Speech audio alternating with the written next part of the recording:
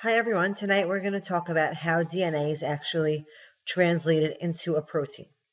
And before we do that, we need to understand why DNA needs to be translated into a protein. So let's think about our DNA. DNA is like a blueprint, we said, and blueprints, if you've ever made a house, are very, very valuable. A blueprint is not something that we would want to get dirty, we wouldn't want to ruin it because it costs a lot of money to make it and we need to protect it. So DNA is also like a blueprint in that it's extremely valuable. It's the directions for all our traits. We don't want our DNA getting messed up. And since we don't want our DNA getting messed up, we keep our DNA in a safe place. We keep it in the nucleus. If we compare that to a blueprint, we might say, well, a blueprint is kept in an architect's office. We don't bring a blueprint to the construction site. It would get ruined. So too, we don't bring DNA to the place where proteins are made because it might get ruined. So here's our problem. DNA is the directions for making proteins, and it's located in the nucleus. Ribosomes are the factories that actually make the DNA, but they're located outside of the nucleus. So how can DNA be translated into a protein? How can it be used to make a protein when it's stuck inside the nucleus? So if we think about our blueprint analogy, we'll say, well, if I need to bring a blueprint to the worksite, but I don't want it to get ruined, I should make a copy of the blueprint. And that's exactly what DNA does. DNA solves its problem of being stuck in the nucleus by copying itself or transcribing itself into something called RNA. RNA is ribonucleic acid. So unlike DNA, it has a ribose sugar, not deoxyribose. It also has the base uracil instead of thymine. So if you have an A in DNA, in RNA that would pair up with a U since there's no T. RNA is a single strand, not two strands like DNA. And RNA can leave the nucleus while DNA cannot. So RNA transcribes the DNA message and carries it to the ribosome. RNA is like the copy of the blueprint that can leave the architect's office and go to the worksite because it will.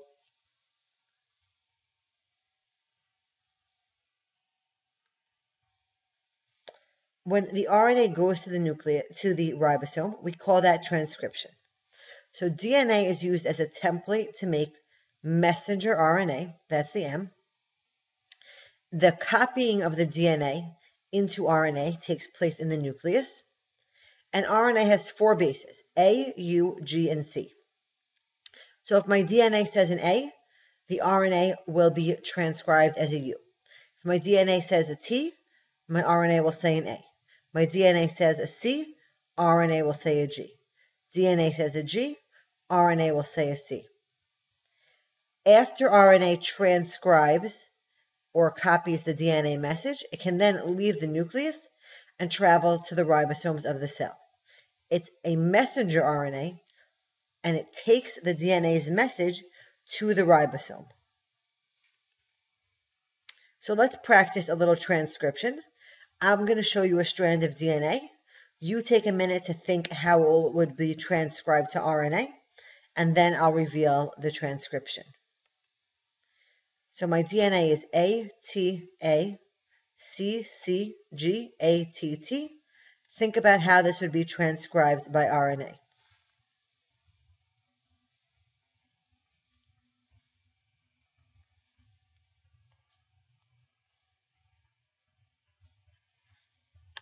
So here's our RNA, and I hope you all got it right. The A is transcribed into a U because there is no T in RNA. The T in DNA is transcribed to an A to U, C to G, C to G, G to C, A to U, T to A, T to A. So we have our RNA, and in this case our RNA is UAU, GGC, UAA. And that's great. Those are really, like we said, the copy of the blueprint. But a blueprint doesn't make a building by itself. We need workers to make a building, and we need raw materials like bricks and wood and tile to make a building.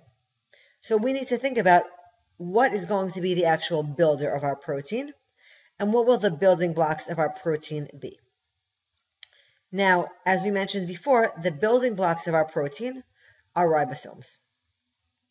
And the ribosomes are the place where protein synthesis happens.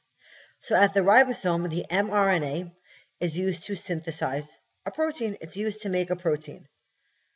That would be similar to saying the construction worker uses the blueprint to build a protein. Now, what does our ribosome, our worker, use to make proteins? Well, the ribosome uses amino acids to make proteins, right? Proteins are made up of a chain of amino acids.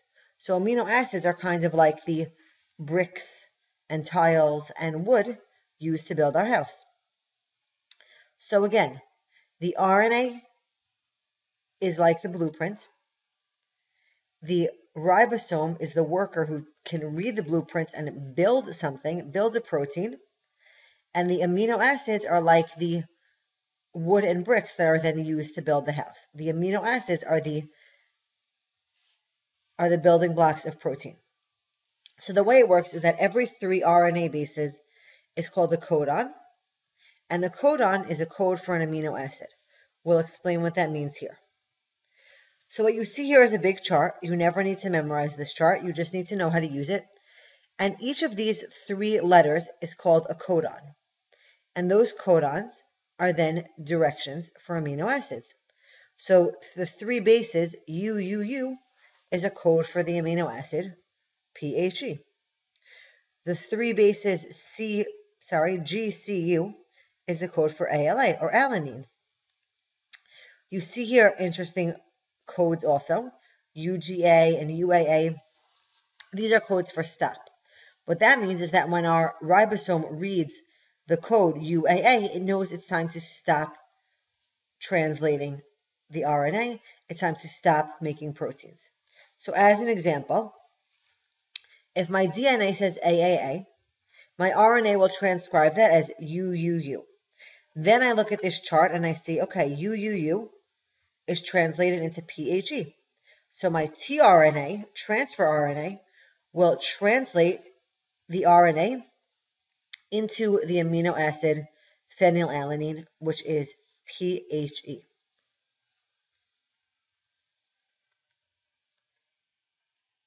So here we have a practice.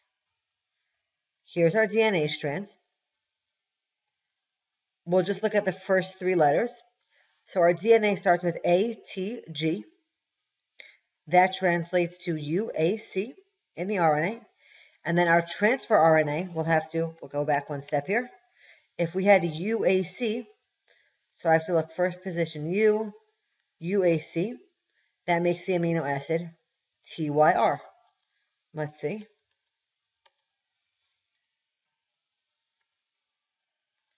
We're going to skip over the tRNA part, and we see that, yes, UAC is translated to TYR.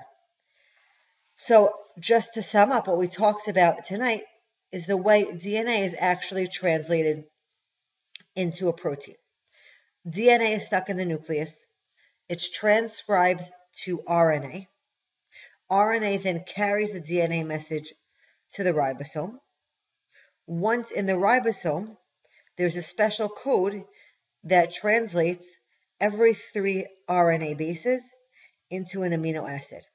So we can take a gene, a whole sequence of DNA, translate that into a string of translate that into a string of amino acids. Our amino acids then form a structure, and they are then considered proteins.